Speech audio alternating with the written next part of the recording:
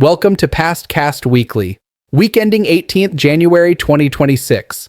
Nothing exploded, nothing collapsed, nothing dramatic happened, which is exactly why this week matters. Because when the world stops shouting, it usually starts deciding. Let's begin. January 14th. This week, Greenland became the center of a transatlantic argument. Officially, it was about trade.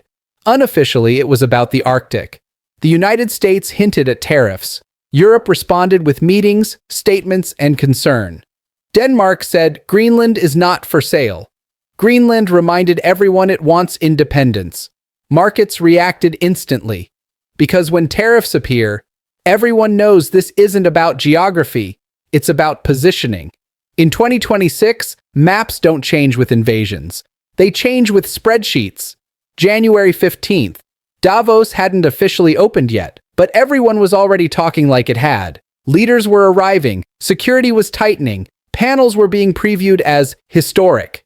Outside, protesters gathered early, angry at elites, globalization, and people who say stakeholders too often.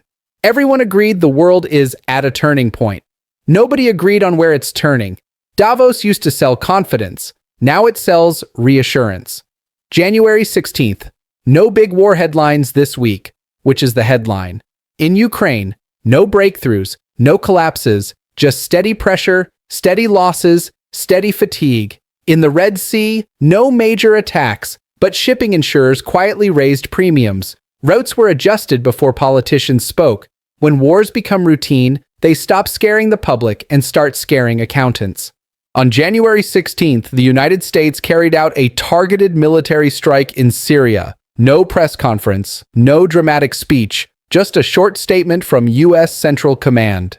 The strike killed an al-Qaeda-linked militant leader connected to a December ambush that killed American personnel.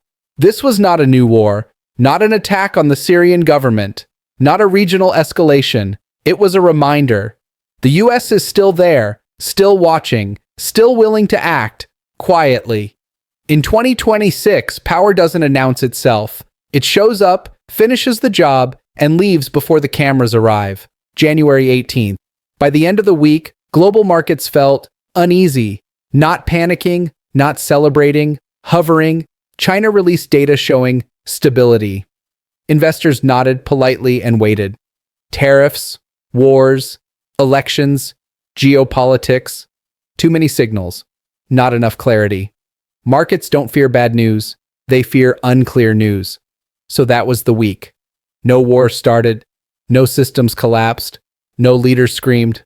But pressure increased quietly. And history usually changes not during chaos, but during calm weeks like this one. That's PastCast Weekly. See you next week.